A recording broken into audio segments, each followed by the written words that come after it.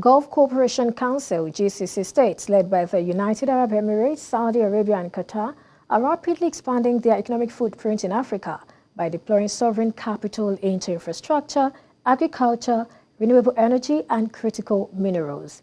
UAE Africa trade alone surpassed $100 billion in 2024, signaling a structural shift in economic engagement. Backed by sovereign wealth funds managing trillions of dollars, Gulf investors are positioning Africa as a key frontier for logistics networks, agricultural production, and mineral supply chains. Joining me for more on this, I have right here with me Soji Akinlabi.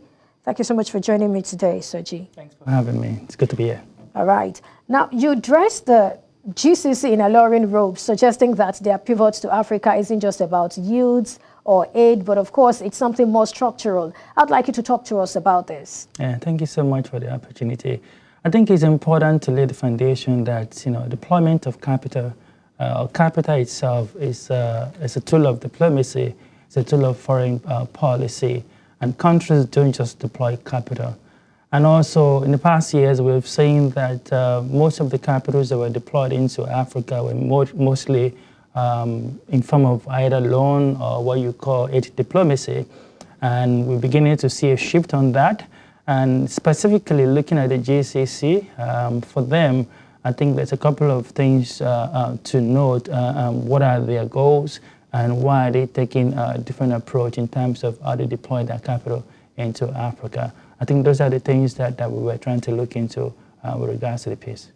All right, so in your words, I'm going to come back to what you used. What was once a relationship defined by aid flows, diaspora remittances, and opportunistic energy deals has become a deliberate multi-sector strategic alignment, one being driven not by development ministers, but by sovereign wealth funds managing trillions of dollars and under pressure to deliver. I mean, that's a whole lot you've put together. I want to believe, you've started talking about it already. Yes. But then I'd like you to speak to us about the drivers. Is it just energy transition or is there more? And, what is it that, the GCC is doing that really makes you say this?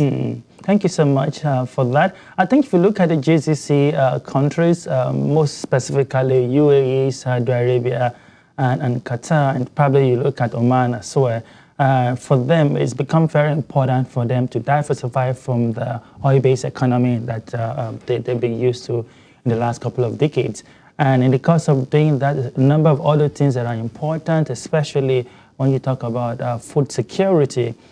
Food security is important. And also in the past couple of years, we have seen on the global political landscape, we've seen a shift in such a way that it's important now for every country to have some sort of a diversified approach to how they go about strategic relationship in terms of securing what they need to keep their people alive and to keep their people safe. Again, with what is happening currently, I think it's quite glaring for anyone to see that countries are looking for new friends. And of course, also conversation around a new approach to how you make friends also has become something that also comes to play when in the course of a foreign policy conversation, so to say. Right, let's look at the sectors they are focusing on, really. We see a lot of things around logistics, agriculture, and all of those. Talk to us about all that and how this has sort of impacted Africa. So if you look at a couple of deals that has happened, one of the important deals is the one with Egypt. It's about ports, securing logistical assets that allow you to be able to both transport your goods and also receive whatever you need.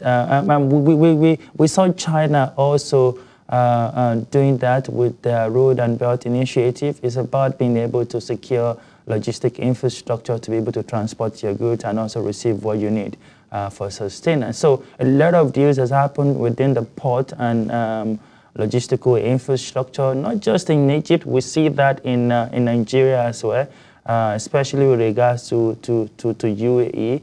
The port deals alone actually going to around more than $75 billion, in the last 10 years across Africa, from Egypt to Nigeria to of course, the corridor around Djibouti as well. So there's been a lot actually happening. In the new deal, actually, Tanzania, that was in 2024, that was also by a UAE-led consortium.